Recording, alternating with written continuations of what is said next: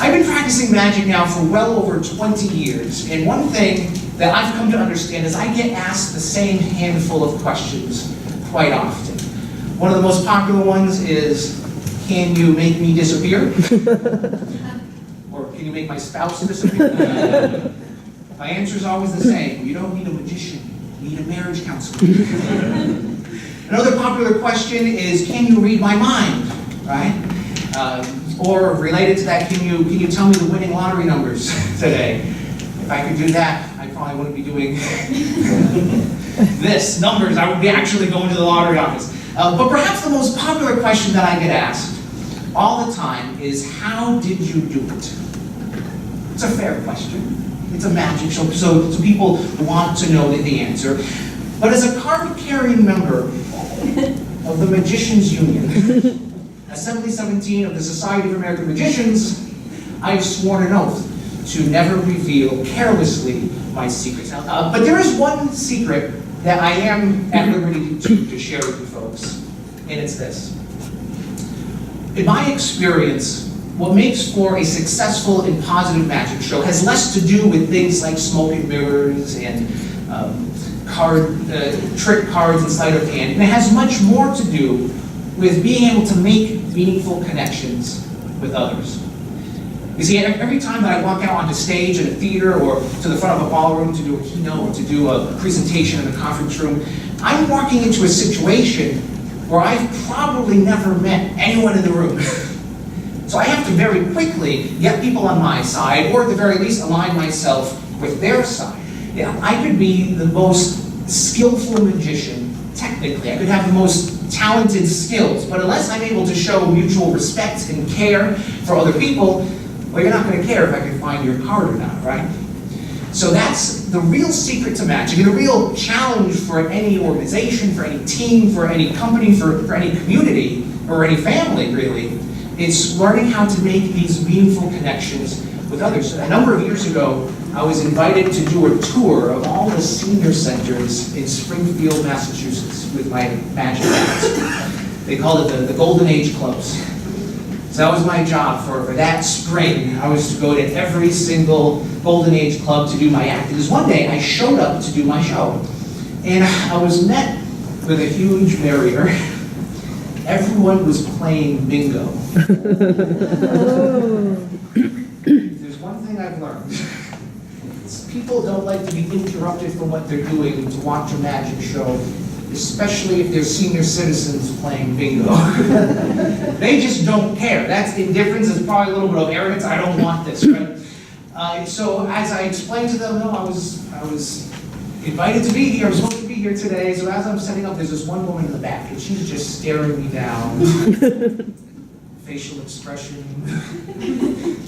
And then she speaks up. She says, "How long is this going to take?"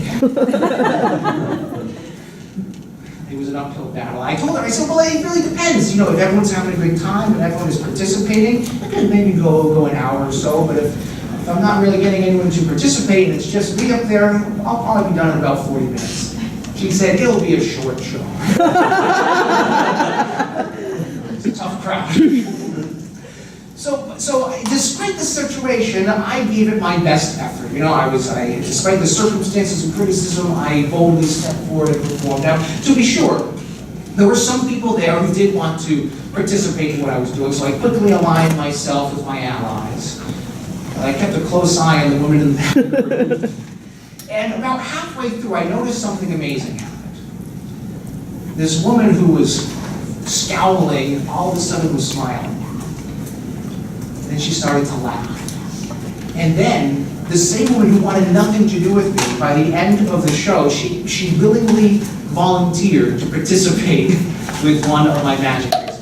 It was a miracle. It was a complete turnaround. So after the show, I was going around thanking everyone for having me. And when I got to this woman, she pulled me aside and she said, "Jonas, I don't like magicians, but I like you."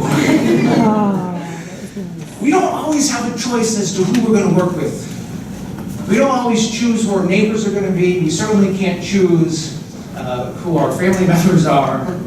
But we do have this choice to foster a sense of community with the people that we do find ourselves surrounded by. And I've identified 3 big choices. These are big choices that I consciously choose in all of my presentations. And I'm going to share with you what these 3 choices are. These are the 3 connecting choices.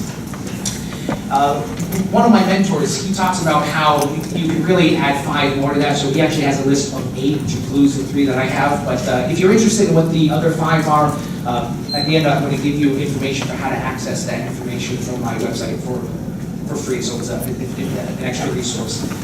But for now, the 3 big choices, the ones that are really foundational, the ones that without these, the other choices really don't become possible. The first choice is to choose to be likable.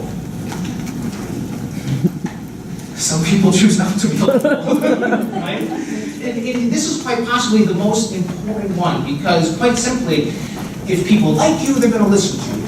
If they don't like you, well, they're not going to listen to you because they don't care. That brings us to choice number 2.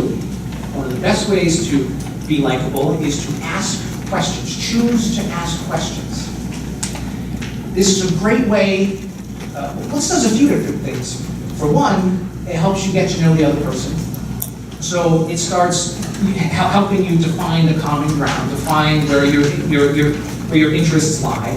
But it also communicates to the other person that you are interested enough in them and you care enough about them to ask them questions, to get them to know them a little bit. So once we have these answers, we move on to the 3rd choice, the 3rd big choice, which is choosing to be humble. And this is maybe a little different than what you might expect. Humility is another thing that kind of gets a bad rap sometimes. Some people think it's a sign of weakness, putting the emphasis on other people. But really, it's best understood as a strength for people who are confident in their skills and confident in their talent. So people who know and use their talents to help others towards the benefit of a higher purpose.